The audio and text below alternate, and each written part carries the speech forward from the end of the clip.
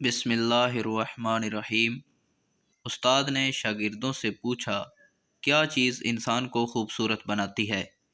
کسی نے کہا خوبصورت بڑی آنکھیں، کسی نے کہا دراز قد و قامت، کسی نے کہا سفید نرم و ملائم جلد۔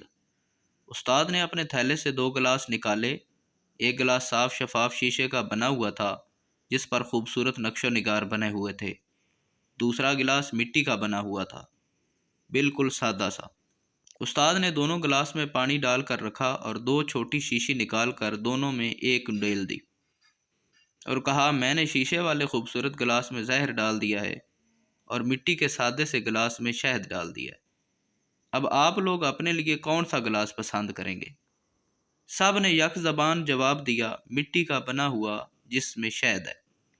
استاد نے کہا، دیکھا آپ نے، جب خوبصورت گلاس کی حقیقت آپ پر ظاہر ہو گئی تو اس کی باطنی خوبصورتی کی اہمیت ختم ہو گئی۔ آپ سب نے اس کو لینا ناپسند کر دیا کہ اس کے اندر تو زہر ہے۔ مٹی کا بدنما گلاس پسند کیا کہ اس کے اندر شہد ہے۔ بالکل اسی طرح انسان کی مثال ہے۔ کسی انسان کی خوبصورتی کا معیار اس کی سفید جلد، قد و قامت یا خوبصورت لباس نہیں، بلکہ یہ دیکھیں اس کے اندر کیا ہے، اس کا اخلاق کیسا ہے، بات کرتے وقت اس کے اندر سے کیا نکلتا ہے، لوگوں کے ساتھ اس کا میل جول رویہ کیسا ہے۔ یہ ہوتی ہے انسان کی اصل خوبصورتی۔